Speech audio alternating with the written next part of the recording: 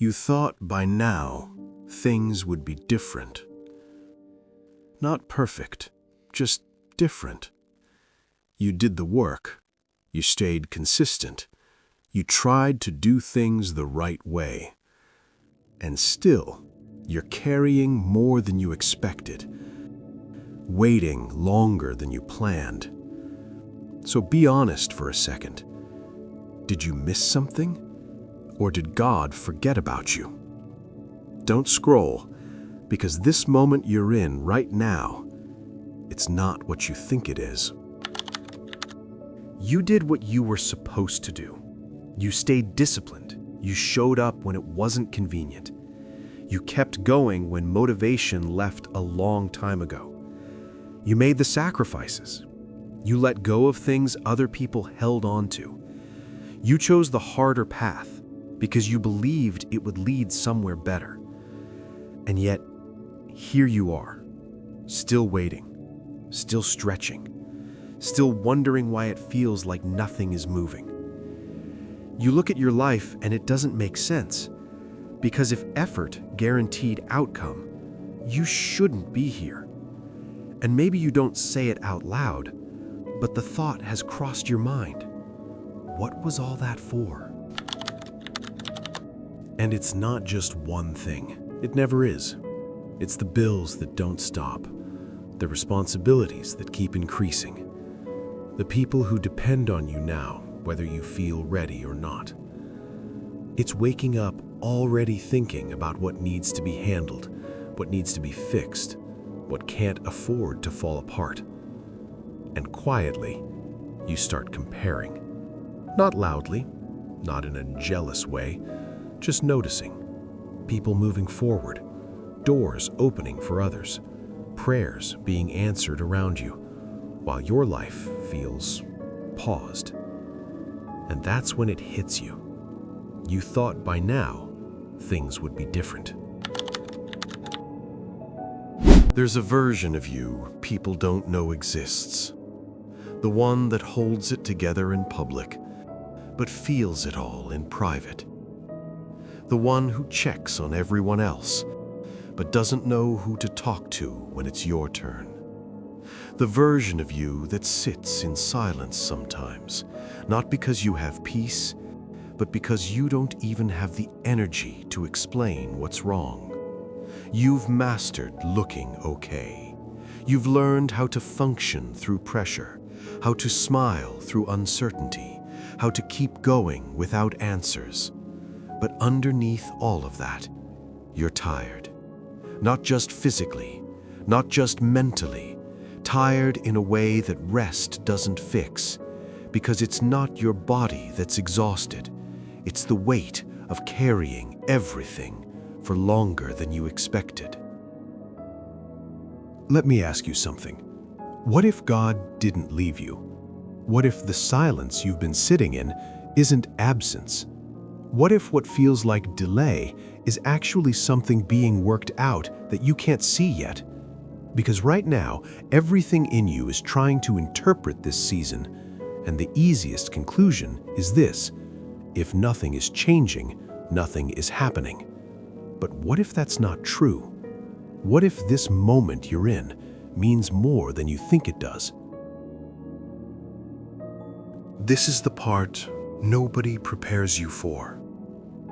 Faith is easy when things are moving, when doors are opening, when prayers are answered quickly. But this season, this is a different kind of faith. This is faith when nothing is happening. Faith when you don't have evidence. Faith when your reality doesn't match what you believed for. This is endurance faith. The kind that doesn't feel powerful. The kind that doesn't look impressive. The kind that just stays. Even when it's tired. Even when it has questions. Even when it doesn't understand. And this is where most people quietly give up. Not all at once, but slowly, lowering expectations, praying less, hoping less, settling without admitting they've settled. And I need you to hear this. This is the exact place where everything matters most. Let me show you something most people miss. There was a man named Lazarus. He was sick, dying, and the people closest to him sent word to Jesus, "Lord, the one you love is sick." They didn't question the relationship. They knew Jesus cared, and Jesus heard and waited. 2 days. By the time he arrived, Lazarus was gone. 4 days in the grave. And the question came, "Lord, if you had been here," not anger, just confusion, "why didn't you come sooner?" But Jesus wasn't late. He was intentional, because what he was about to do could not happen at an earlier stage. And then he said, "I am the resurrection and the life. Whoever believes in me, though he die, yet shall he live." John 11:25. And he called Lazarus out. Here's what you need to understand. The delay was not neglect. It was positioning. Because some things God does only happen after it looks impossible. So let me ask you this. Who have you become in this season? Not what hasn't happened, not what you're still waiting on. Who are you now compared to before this started?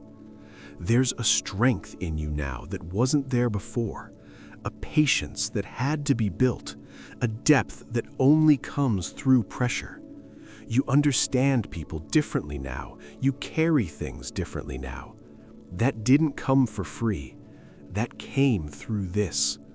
You're not just waiting. You're being formed. And formation is slow, quiet, unseen, but it's never wasted. So here's the moment you're in. Right here. This is the part where most people let go. Not because they're weak, but because they're tired of waiting without clarity. And I'm not asking you to figure everything out. I'm not asking you to feel strong. I'm asking you for one thing. Don't quit here. Not today. Because if you let go in this exact moment, you walk away before you see what this was leading to. You've come too far to stop in the part of the story that doesn't make sense yet. Let's take a moment. Wherever you are, just pause. God, I don't have everything figured out. I don't understand this season, but I'm still here. Give me strength for one more day, not the whole future, just one more day. Help me trust you, even when I don't feel it. Remind me that I'm not forgotten. Remind me that this isn't the end, and carry what I don't have the strength to carry right now. Amen. You're still here, and that matters more than you think. God hasn't forgotten you.